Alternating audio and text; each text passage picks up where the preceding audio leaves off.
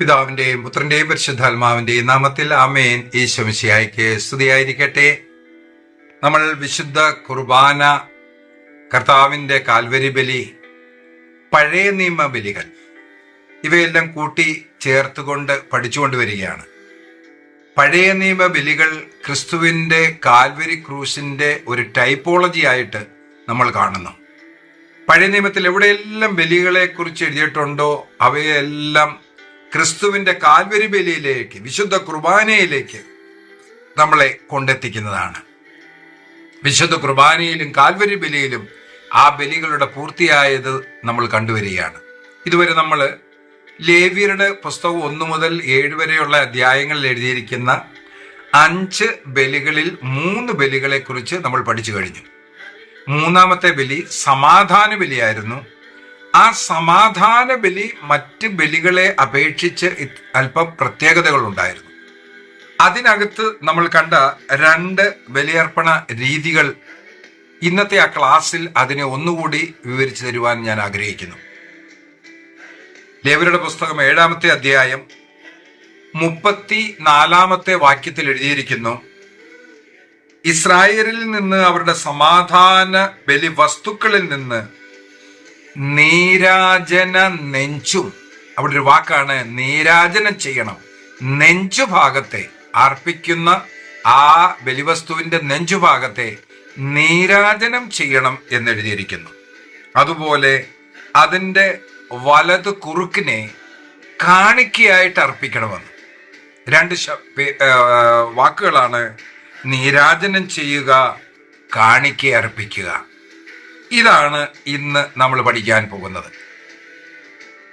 ഞാനിതിനെ പ്രത്യേകിച്ച് ഒരു ക്ലാസ് ആയിട്ട് എടുക്കുന്നതിൻ്റെ പുറകിലത്തെ കാരണവും ഇതിനെക്കുറിച്ച് തെറ്റായി പഠിപ്പിക്കുന്നതായിട്ട് ഞാൻ കണ്ടിട്ടുണ്ട്. നീരാജനം എന്ന് പറഞ്ഞാൽ വെള്ളം തളിക്കുക അല്ലെങ്കിൽ കഴുകുക, ഇങ്ങനെയൊക്കെയുള്ള പറഞ്ഞു. അതെല്ലാം ഒരു തെറ്റായ പഠനമാണ്. ക്രിസ്തുവിൻ്റെ ബലിയുമായിട്ട് ചേർന്ന് സമാധാന ബലിയെ കാണണമെങ്കിൽ ഈ നീരാജനത്തെയും ഈ കാണിക്കയും നമുക്ക് മനസ്സിലാക്കേണ്ടതുണ്ട്. ഇംഗ്ലീഷിൽ ഇതിനുവേണ്ടി ഉപയോഗിച്ചിരിക്കുന്ന വാക്ക് wave offering and heave offering എന്നാണ്. വേവ് ഓഫറിംഗ്, നീരാജനം എന്ന് മലയാളത്തിൽ കൊടുത്തിരിക്കുന്ന ഈ വാക്കിന് വേവ് ഓഫറിംഗ് എന്ന്. ഞാൻ ഹിന്ദിയിലാണ് കൂടുതൽ ക്ലാസ് എടുക്കാറുള്ളത്. ഹിന്ദിയിൽ ഹിലാ ഹിലാക്കരക്കെ അർപ്പിത് കർണ, ഇങ്ങനെ വെറുപ്പിക്കുക, അങ്ങനെ അർപ്പിക്കുന്നതിനെയാണ് അവിടെ എഴുതി വച്ചിരിക്കുന്നത്. ഇവിടെ നീരാജനം എന്ന് കാണിച്ചിരിക്കുന്നു. അതുപോലെ ഹീവ് ഓഫറിംഗ്, മലയാളത്തിൽ അതിനെ കാണിക്ക എന്നാണ് കൊടുത്തിരിക്കുന്നത്. അത് എങ്ങനെയാണ് അർപ്പിക്കുന്നത്? അതിന് എന്താണ് അർത്ഥം? ആത്മീയമായിട്ട് അതിനുള്ള അർത്ഥം എന്താണ്? ക്രിസ്തുവിന്റെ കാൽവരി ബലിയിൽ, വിശുദ്ധ കുർബാനയിൽ ഇത് നമ്മൾ എങ്ങനെ കാണാൻ സാധിക്കും എന്നതാണ് ഇന്നത്തെ ക്ലാസ്. നീരാജനവും കാണിക്കയർപ്പിക്കലും, വേവ് ആൻഡ് ഹീവ് ഓഫറിംഗ്.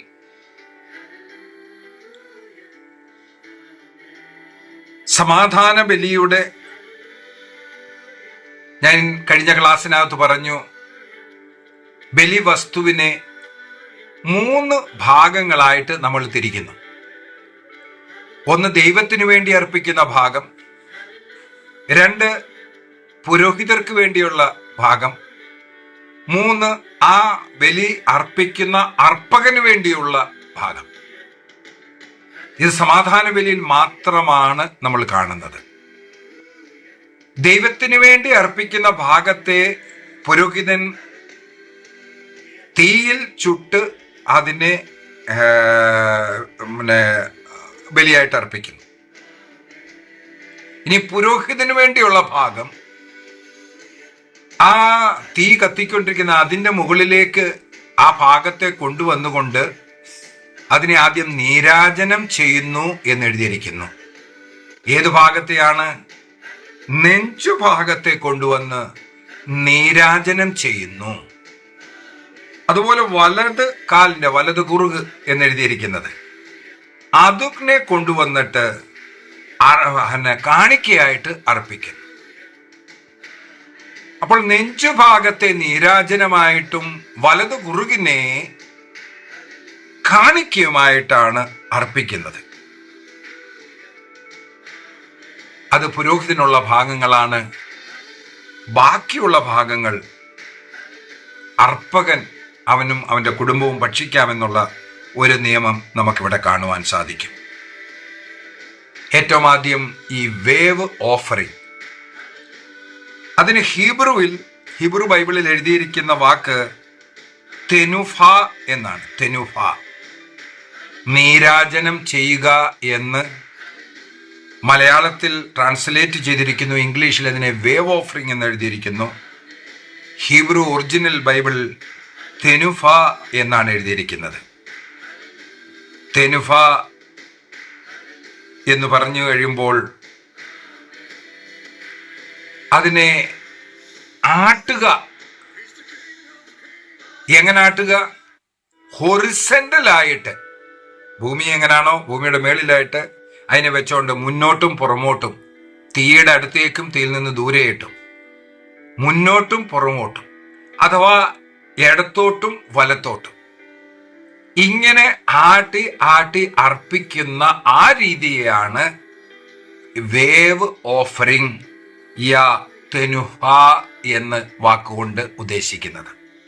ഇനി അതിൻ്റെ അർത്ഥം, സ്പിരിച്വൽ മീനിങ്, ഇത് വിശുദ്ധ കുർബാനയിൽ എങ്ങനെ, അതുപോലെ കാൽവരിയിൽ എങ്ങനെ എന്നുള്ളത് നമ്മൾക്ക് മുന്നോട്ട് കാണാം.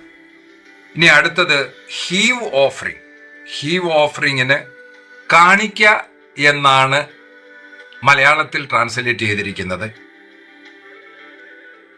ഹീബ്രു ബൈബിളിൽ ഒറിജിനലായിട്ട് എഴുതിയിരിക്കുന്നത് അതിനെ തെറുമ എന്നാണ്. തെനുഫ നീരാജനമാണെങ്കിൽ തെറുമ കാണിക്കയാണ്.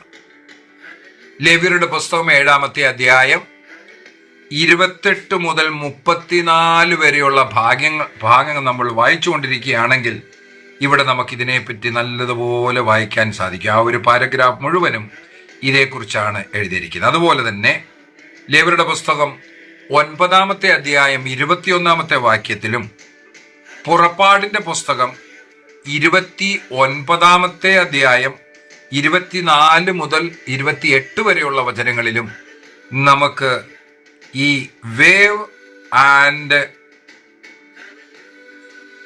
ഹേവ് ഓഫറിങ്ങിനെ കുറിച്ച്, അതായത് നീരാജനം, കാണിക്ക, ഇവയെക്കുറിച്ച് എഴുതിയിരിക്കുന്നത് നമുക്ക് വായിക്കുവാൻ സാധിക്കും. ലേവ്യരുടെ പുസ്തകത്തിൽ മാത്രമല്ല, മോശയോട് ദൈവം പറഞ്ഞു കൊടുത്ത തനിക്ക് ഉള്ള വാസസ്ഥലം നിർമ്മിക്കുന്നതിനുള്ള അവിടെ പറഞ്ഞിരിക്കുന്ന ആ ഭാഗം പുറപ്പാട് പുസ്തകം 29-ാമത്തെ അധ്യായത്തിൽ അവിടെ നമുക്ക് ഇത് വായിക്കുവാൻ സാധിക്കും. ലേവ്യരുടെ പുസ്തകം 7-ാമത്തെ അധ്യായം 30-ാമത്തെ വാക്യത്തിൽ കർത്താവ് പറയാണ്, അവന്റെ കരങ്ങൾ തന്നെ കർത്താവിന് അഗ്നിയാലുള്ള അർപ്പണങ്ങൾ കൊണ്ടുവരട്ടെ, നെഞ്ചിനോടൊപ്പം അവൻ മേധസ് കൊണ്ടുവരട്ടെ. നെഞ്ച് കർത്തൃസന്നിധിയിൽ നീരാജനം ഒഴിയേണ്ടതിനാണ്. മേധസ് അവിടെ കത്തിക്കാനുമുള്ളതാണ്.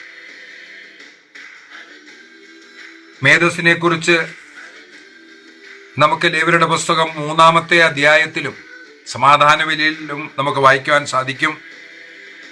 9-ാമത്തെ വാക്യം, 3-ാമത്തെ അധ്യായം 9-ാമത്തെ വാക്യത്തിൽ സമാധാന ബലി മൃഗത്തിൽ നിന്ന് കർത്താവിന് അവൻ അഗ്നിയിലുള്ള അർപ്പണം നടത്തണം, കത്തിച്ചുകൊണ്ടുള്ള. എന്തൊക്കെയാണ് അതിന് മുന്നോട്ട് എഴുതിയിരിക്കുകയാണ്? അതിൻ്റെ മേധസ്സും, അതായത് കൊഴുത്ത വാൽ പൂർണ്ണമായും അവൻ അത് നട്ടെല്ലോട് ചേർത്താണ് വേർതിരിച്ചെടുക്കേണ്ടത്. അതായത് വാല് പൂർണ്ണമായിട്ടും, കുടൽ പൊതിഞ്ഞുള്ള മേധസ്സും കുടലിന് മേലുള്ള സകല മേധസ്സും, ഇരുവൃക്കകളും അവയ്ക്കുമേൽ അരക്കെട്ടിനോടനുബന്ധിച്ചുള്ള മേധസ്സും, വൃക്കുകൾക്ക് മേൽ കരളിനോടനുബന്ധിച്ചുള്ള കൊഴുപ്പുപാളിയും അവൻ വേർതിരിച്ചെടുക്കണം.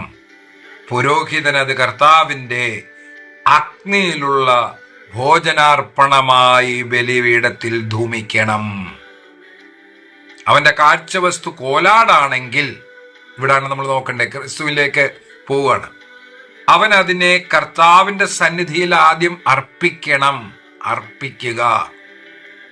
സമാഗമ കൂടാരത്തിന്റെ മുമ്പിൽ വെച്ച് അവൻ അതിന്റെ തലയിൽ കൈവച്ചിട്ട് അതിനെ അറക്കണം.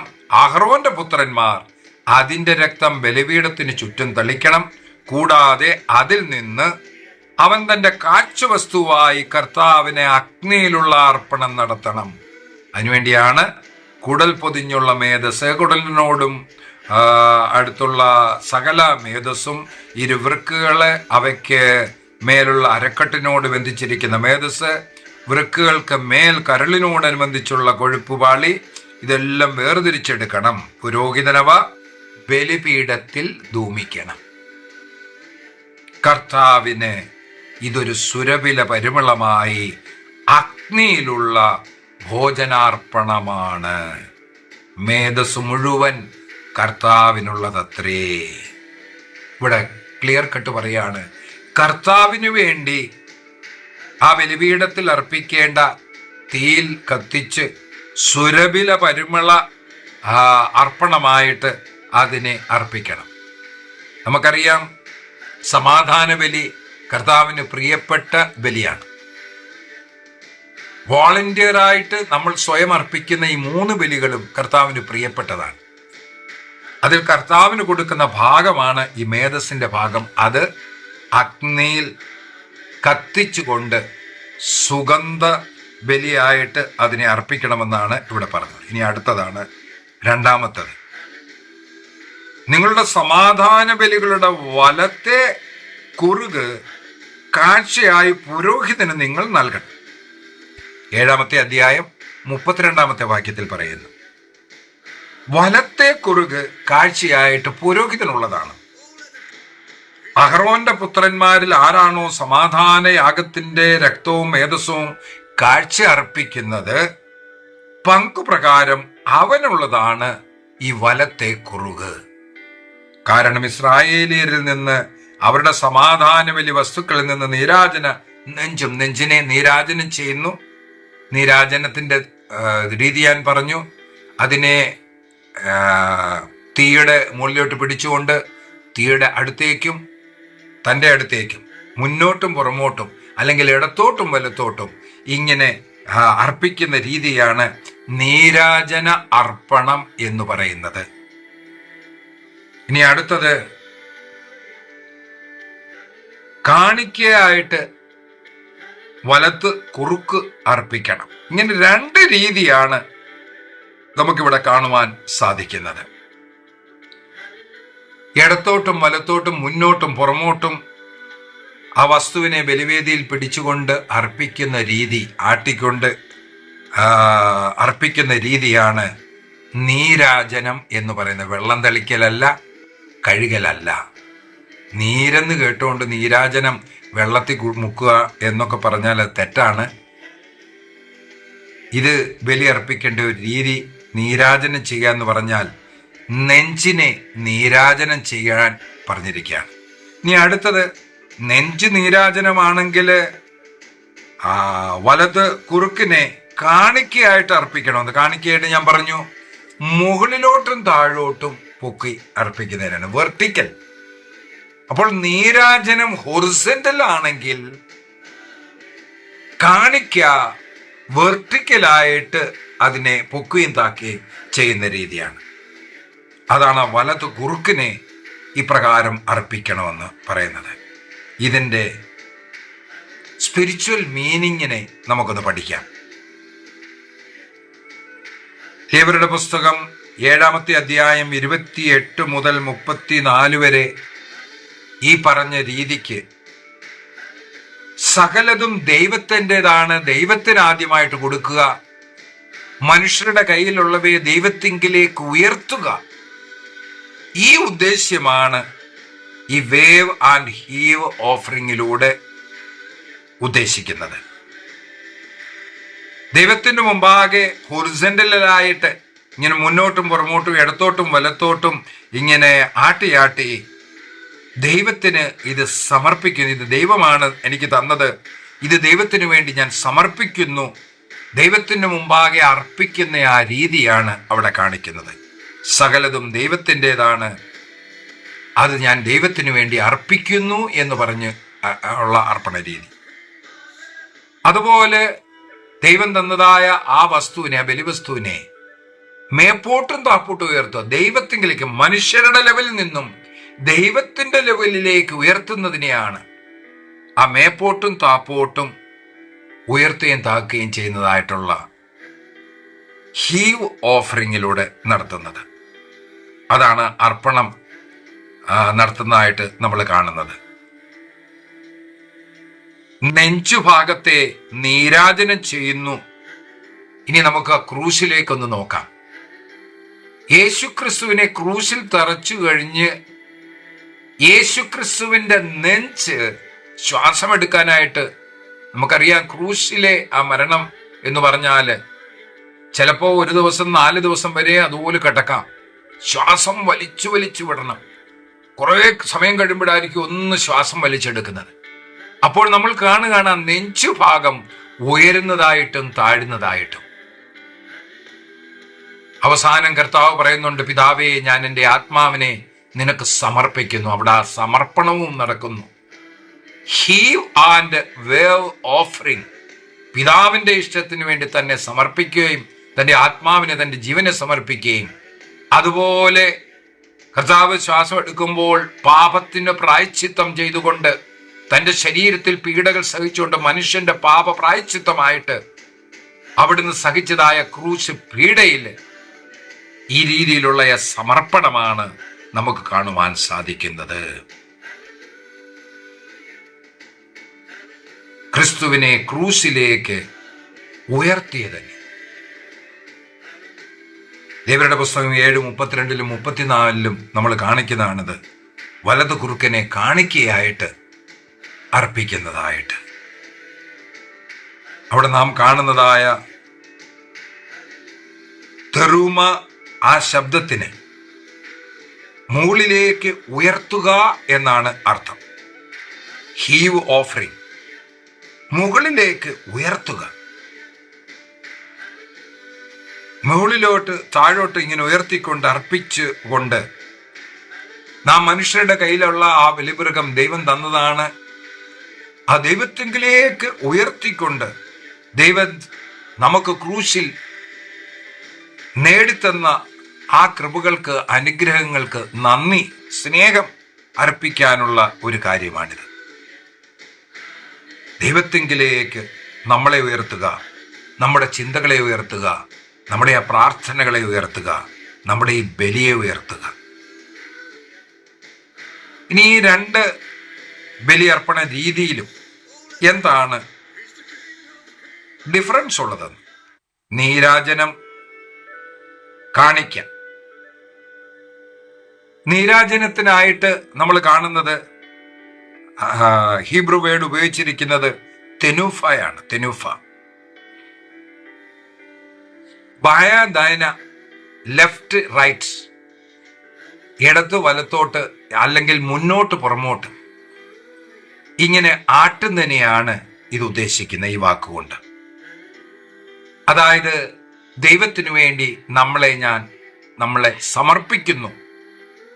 ഇതിനെ കാണിക്കുവാൻ വേണ്ടിയാണ് ഇപ്രകാരമുള്ള ഈ നീരാജനം ചെയ്യുന്നത്, ദൈവത്തിനു വേണ്ടിയുള്ള സമർപ്പണത്തെ കാണിക്കുവാൻ.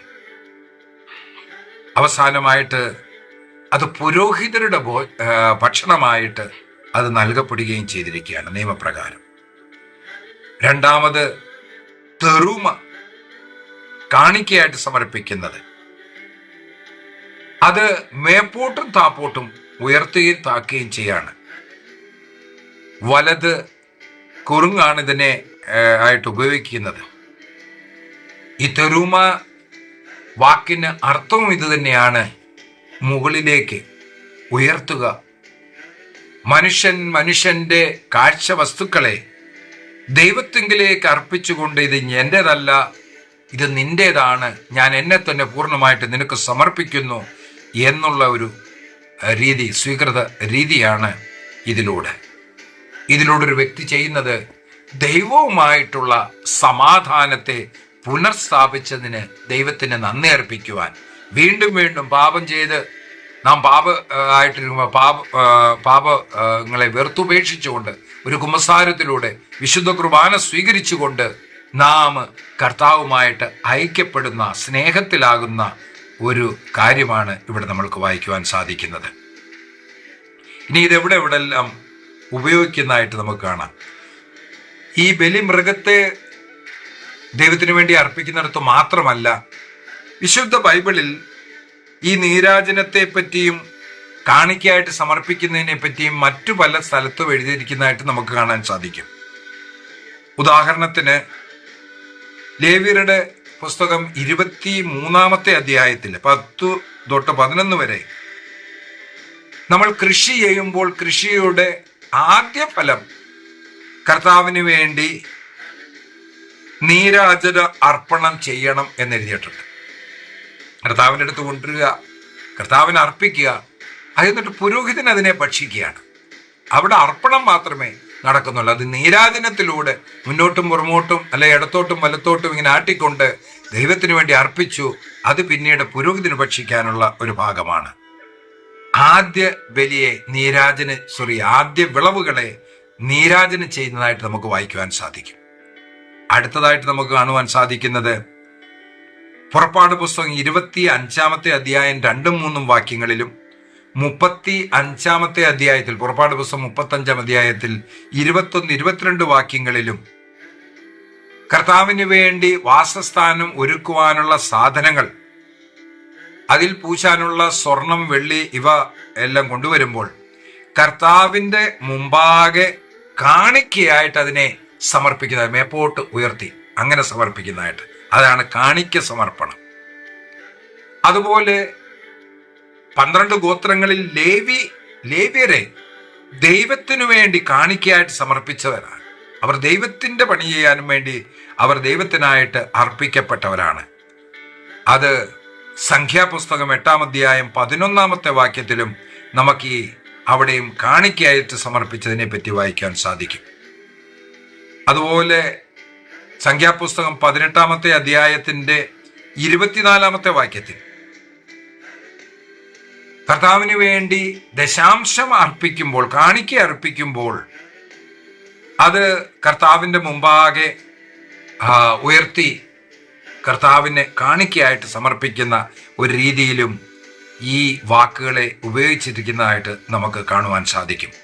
അപ്പോൾ ദൈവത്തിന് വേണ്ടി എന്തെങ്കിലും വസ്തു അർപ്പിക്കുമ്പോൾ ചെയ്യുന്ന 2 കർമ്മങ്ങളാണ്. ഇതുവഴി സകലതും ദൈവം തന്നതാണ്, ഇതെല്ലാം ദൈവത്തിൻ്റെതാണ്, അവിടുത്തേക്ക് ഞാൻ ആദ്യഫലങ്ങൾ എന്നെ തന്നെ സമർപ്പിക്കുന്നു എന്ന് കാണിക്കാനായിട്ടാണ് ഈ നീരാജനവും കാണിക്കയും അർപ്പിക്കുന്നത്. അതിൻ്റെ രീതി ഞാൻ പറഞ്ഞു തന്നു. യേശു ക്രിസ്തുവിൽ പൂർണ്ണമായിട്ടും നമ്മളിവ പൂർത്തീകരിച്ചതായിട്ട് നമ്മൾക്ക് കാണുവാൻ സാധിക്കും. കുരിശിൽ മരണത്തിൻ്റെ സമയത്ത് ക്രിസ്തു തന്നെ നീരാജനം ചെയ്ത് കാഴ്ച അർപ്പിക്കുക ഒരു വ്യക്തിയായിട്ട് നമുക്ക് കാണുവാൻ സാധിക്കും. തൻ്റെ ജീവനെ പൂർണ്ണമായിട്ട് മനുഷ്യനു വേണ്ടി സമർപ്പിച്ച ക്രിസ്തു ഈ നീരാജനവും കാണിക്കുകയും സമർപ്പിച്ച വ്യക്തിയായിട്ട്. യോഹന്നാന്റെ സുവിശേഷം 3:16 ദൈവം ഈ ലോകത്തെ ഇത്രമാത്രം സ്നേഹിച്ച് തൻ്റെ ഏകജാതനെ ഭൂമിയിലേക്ക് അയച്ച് അവനെ അർപ്പിച്ചു എന്ന് നമ്മൾ വായിക്കുന്നു. അതുപോലെ തന്നെ യോഹന്നാന്റെ ലേഖനം 1 ലേഖനം 2 അധ്യായം 2 വാക്യത്തിൽ നമ്മുടെ പ്രായശ്ചിത്ത ബലിയായ ക്രിസ്തുവിനെ കുറിച്ച്, അവൻ നമുക്ക് വേണ്ടി പ്രായശ്ചിത്തം ചെയ്ത് നമ്മുടെ പാപങ്ങൾക്ക് വേണ്ടി മരിച്ചു എന്നെഴുതിയിരിക്കുന്നു. കർത്താവ് പ്രകാരം തന്നെ ക്രൂശിലേക്ക് ഉയർത്തി, സമർപ്പണത്തിൻ്റെ രീതി മുകളിലേക്ക് ഉയർത്തിയതായിട്ടും കർത്താവിൻ്റെ ശരീരത്തെ ഇങ്ങനെ ഉയർത്തിയത് വഴി കർത്താവ് പിതാവിന് അർപ്പിച്ച് പിതാവിൻ്റെ ഇഷ്ടത്തിന് വേണ്ടി തന്നെ അർപ്പിച്ചതായിട്ട് നമുക്ക് കാണുവാൻ സാധിക്കും. യേശു തമ്പുരാന് ഇതിനെ കുറിച്ച് പറഞ്ഞിരുന്നു. യോഹന്നാന്റെ സുവിശേഷം 3:14 പറയുന്നുണ്ട്, മോശ മരുഭൂമിയിൽ പിത്തള സർപ്പത്തെ ഉയർത്തിയതുപോലെ മനുഷ്യപുത്രനെയും മുകളിലേക്ക് ഉയർത്തുമെന്ന്. അതുപോലെ യോഹന്നാന്റെ സുവിശേഷം 12:32 കർത്താവ് പറയുന്നുണ്ട്, ഞാൻ ഇന്ന് ഭൂമിയിൽ നിന്നും ഉയർത്തപ്പെടുമോ അപ്പോൾ നിങ്ങൾ എല്ലാവരും എന്നിലേക്ക് ആകർഷിക്കപ്പെടും എന്നുള്ള വാക്യം. അങ്ങനെ കർത്താവിൻ്റെ ക്രൂശ് ബലിയിൽ നമുക്ക് പൂർണ്ണമായിട്ടും കാണിക്ക ആയിട്ട് ദൈവം സമർപ്പിക്കുന്നതും ആ നീരാജന പ്രവർത്തനങ്ങളെയെല്ലാം നമുക്ക് കാണുവാൻ സാധിക്കും. വിശുദ്ധ കുർബാനയിൽ അതുപോലെ പലയിടത്തും പുരോഹിതന് കാണിക്കയായിട്ട് അർപ്പിക്കുന്നുണ്ട്, ദൈവത്തിലേക്ക് ഇങ്ങനെ കൊണ്ടുവന്നതായിട്ട് കാണാം. അതുപോലെ മുകളിലോട്ടും താഴോട്ടും ഇങ്ങനെ അർപ്പിക്കുന്നതായിട്ട് കാണാം. പല പ്രാവശ്യവും ഇങ്ങനെ കർത്താവിന് വേണ്ടി കൈചുറ്റി ഇങ്ങനെ അർപ്പിക്കുന്നതായിട്ട് കാണാൻ സാധിക്കും. ഈ ആക്ഷനുകളെല്ലാം വിശുദ്ധ കുർബാനയിലും നീരാജനത്തിൻ്റെതായാലും കാണിക്കയായിട്ട് സമർപ്പിക്കുന്നതായിട്ട് കാഴ്ച വസ്തു കൊണ്ടുവന്നിട്ട് ഓഫട്രി സമയത്ത് ആ അപ്പവും വീഞ്ഞും കരങ്ങളിലെടുത്ത് കർത്താവിന് അർപ്പിക്കുന്നത്, അതാണ് നീരാജന പ്രവർത്തനം. അതുപോലെ കോൺസക്രേഷന് ശേഷം അപ്പത്തെ മുകളിലേക്ക് ഉയർത്തുന്നു, വീഞ്ഞിനെ മുകളിലേക്ക് ഉയർത്തുന്നു. അവിടെ നമുക്ക് ആ കാണിക്കാം. ഇവിടാണ് നമ്മൾ വേവ് ആൻഡ് ഹീവ് ഓഫറിങ്. കാഴ്ചയർപ്പണ സമയത്ത് വേവ് ഓഫറിങ് ആണെങ്കിൽ കോൺസക്രേഷന് ശേഷമുള്ളത് ഹീവ് ഓഫറിങ് ആണ്. അപ്പോൾ വിശുദ്ധ ബലിയിലും wave offering and heave offering, നീരാജനവും കാണിക്കയും നമുക്ക് കാണുവാൻ സാധിക്കും. അങ്ങനെ സമാധാന ബലിയുടെ കാര്യങ്ങൾ എങ്ങനെ ബലിയർപ്പിക്കണം, അതിൻ്റെ പ്രയോജനം എന്താണ്, ക്രിസ്തു തൻ്റെ ബലി വഴി സമാധാനം സ്ഥാപിച്ചതായിട്ടും എല്ലാം നമ്മൾ കാണുന്നു. അപ്പോൾ പഴയ നിയമത്തിൽ കണ്ടതായ അതേ പ്രക്രിയകൾ പുതിയ നിയമത്തിലും ക്രിസ്തുവിൻ്റെ കുരിശുബലിയിലായാലും വിശുദ്ധ കുർബാനയിലായാലും നമുക്ക് വീണ്ടും കാണുവാൻ സാധിക്കും. അതായത് പഴയ നിയമത്തിലെ ഈ നിയമങ്ങൾ എല്ലാം ക്രിസ്തുവിൻ്റെ ബലിയിൽ പൂർത്തീകരിച്ചതായിട്ട് നമ്മൾ കാണുന്നു. ദൈവം നമ്മളെല്ലാം അനുഗ്രഹിക്കട്ടെ. പിതാവിൻ്റെയും പുത്രൻ്റെയും പരിശുദ്ധാത്മാവിൻ്റെയും നാമത്തിൽ ആമേൻ. ഈശോ മിശിഹായിക്ക് സ്തുതിയായിരിക്കട്ടെ.